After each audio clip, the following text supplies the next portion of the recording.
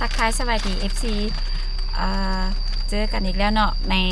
วันอาทิตย์ก็คือเป็นวันหยุดของหลายๆคนเนาะมื้อนี้แป้งบ่ได้มีคลิปสถานที่ท่องเที่ยวอย่างหลายเนาะมื้อนี้ก็แค่สิแบบไปถ่ายบ้านแป้งหนทางเนาะที่เขาเจ้าเฮ็ดคอนกรีตแป้งก็บ่ได้ลงไป3-4 มื้อละมื้อนี้ก็เลยว่าสิไปอัปเดตเบิ่งหนทางว่าเขาเจ้าฮอดใส่เนาะเพราะว่าที่แป้งบ่ได้ลงไปเฮือนในช่วงนึงหั่นก็คือเขาเจ้าปิดทางเขาเจ้าบ่ให้รถเที่ยวเนาะแต่วันนี้ก็เลยว่าสิไปเบิ่งว่าทางฮอดใส่ละเดี๋ยวไปเบิ่งพร้อมกันเนาะเดี๋ยวแป้งถ่ายเบิ่งอัปเดตให้เบิ่งว่าฮอดใส่ละตัวนี้ก่อนสิเข้าฮอดหอมบ้านแป้งเนาะมันก็จะมีผ่านทางใหญ่ก่อน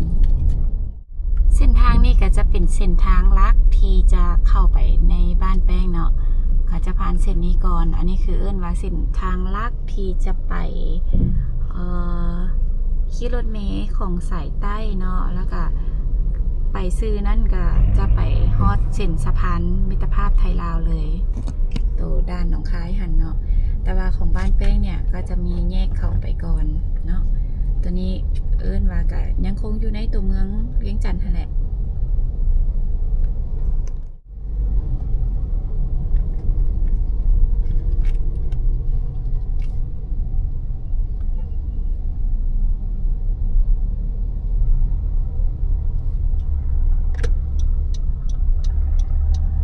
ก็จะมาเลี้ยวเข้าหอมเนาะตัวนี้หอมไปบ้านแป้งที่แป้งเว้า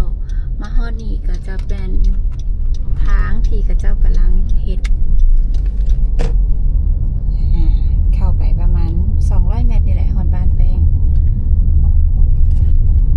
ตัวนี้ก็เป็นทางตัวนี้ก็เป็นห้านคาเฟ่เซเว่นปัจจุบันนี้กระเจ้าก็ปิดเนาะเนื่องจากว่ายังแฝงทางอยู่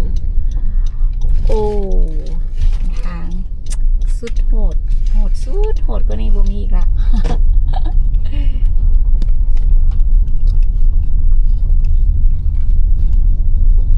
นี่แหละเนาะขนาดเขาเจ้าหาก็เปิดทางปกติเขาเจ้าก็จะปิดทางไว้บ่ให้รถเที่ยวเถื่อ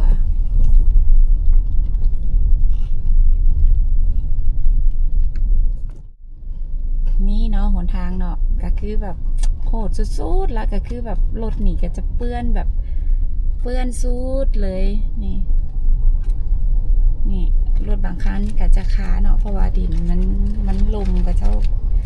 จุกหนทางกำลังสิปูคอนกรีต